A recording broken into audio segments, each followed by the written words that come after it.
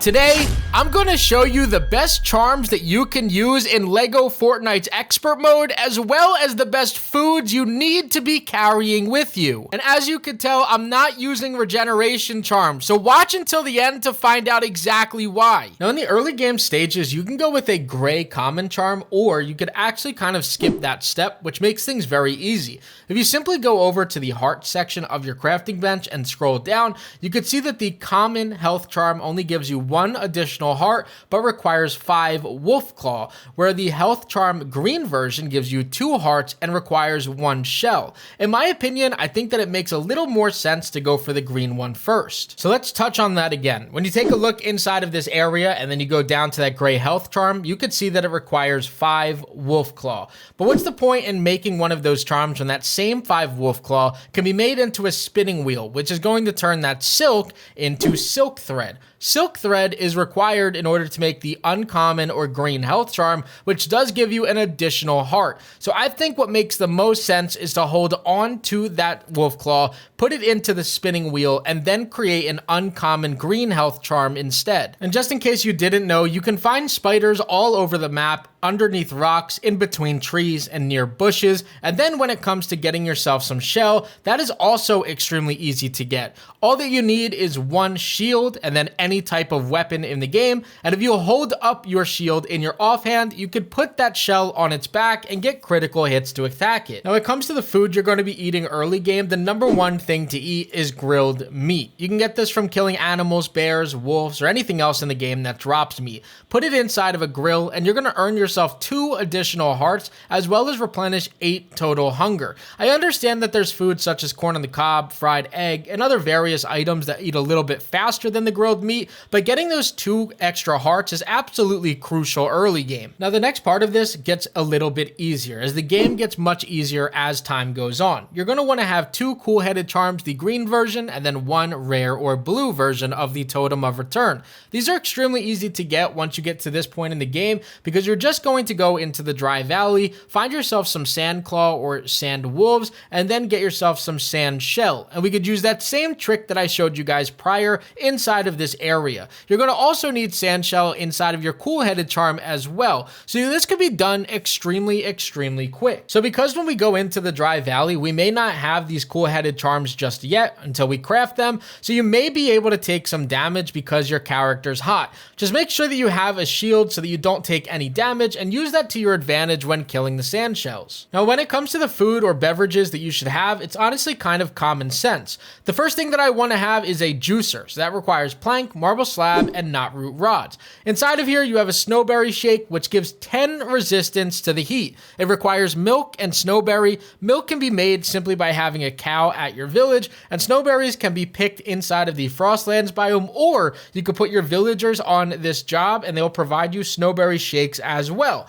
Outside of this, the other thing that you're going to want is not only those snowberry shakes, but also more grilled meat. Anything to give you more additional hearts is going to help you out a lot. Now, wolves seem a little bit crazier to go and fight because you don't have the ability to put them on their back with a shield, but there is a really nice trick, especially inside of the dry valley, that you guys are able to use. The first thing that I recommend having is having some sort of air attack. So having something such as a crossbow or even a Star Wars weapon is definitely ideal. All that you need to do is have them coming after you, so shoot at them one single time and then jump on a rock. I know that this sounds kind of ridiculous, but it is true. None of these creatures, well, when it comes to wolves, are going to attack you when you're standing on top of a rock. It seems for whatever reason, I guess the elevation on the rock or standing a little bit higher on there doesn't allow them to actually do any attacks. So you could take down any of these wolves inside of here to get Wolf Claw and Stormcore at ease. Now, the final 3 charms that I believe that you need is the rare cool-headed charm, which makes you resistant to the heat inside of the dry valley, as well as giving you 4 additional hearts.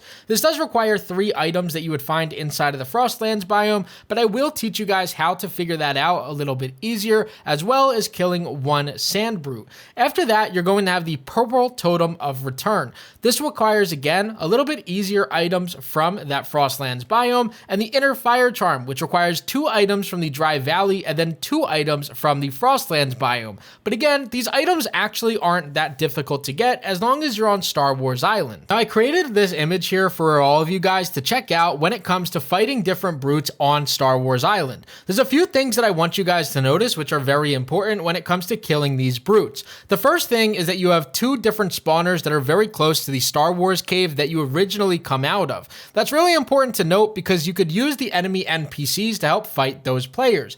When it comes to the Dry Valley, you also have two brute spawners that happen right next to that enemy cave as well. So once again, you could use those NPCs to your advantage to give yourself additional help, or simply use the glitch that I'll demonstrate here in a second. And that final thing also applies to the Frostlands brutes. Those are extremely close to the Grasslands biome, which means that you could stand inside of the grasslands while fighting them, and you do not need to have any inner fire charms to make yourself stay alive. Now, if you watch a lot of my videos, you've probably already seen a clip like this, or you've seen this specific clip. I found the same frost brute in this space 2 separate times. Even immediately after killing one, I was able to sign out, spawn back in, and then find the exact same brute. But the beautiful thing about this is what I talked about in the last clip, which is you could find these on the edge of the Grasslands biome or the edge of the Dry Valley biome where you may already have a charm for it. And when you do this, you could pull them right up to the border where you're not going to be dying of the Frostlands or the heat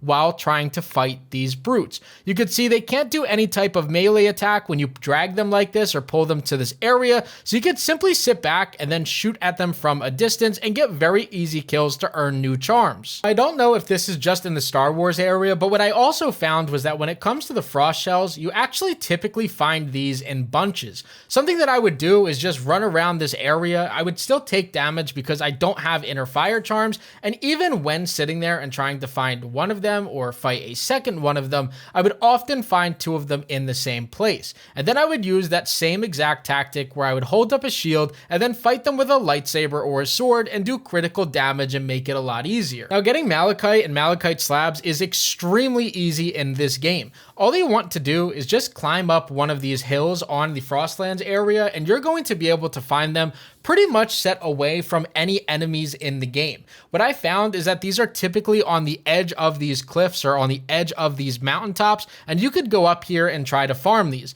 Now, in this clip in particular, I tried to throw dynamite at them. They patched that. It no longer works, but you could walk up to them with your pickaxe, do triple damage, and finish these off extremely quick. Now, when it comes to getting the claws from the wolves inside of the Frostlands biome, this is relatively difficult, especially early on in the game, but something that you can do is similar to what I talked about before, which is either get height or simply just bring a long-ranged weapon. Something about the wolves in this game always running away from you even when they know that you're weaker than them doesn't really make much sense to me, but it is a very easy way to get them. So bring Star Wars weapons or a crossbow and then just play the distance game with them and get as many kills as you can. Now, I know that the comment section is still going to recommend using regeneration charms, but I believe that the problem with that is now that you can't run 3 of them because you do need a totem of return, it makes it a little bit more difficult for you to regenerate hearts as fast as you would like to.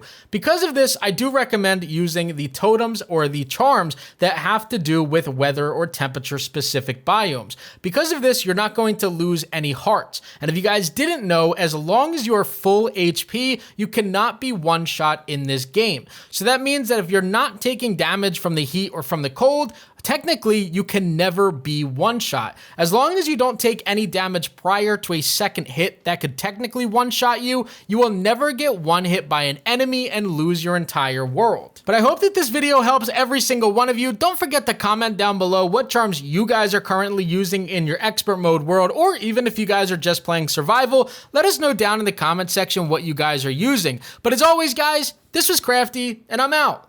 Peace.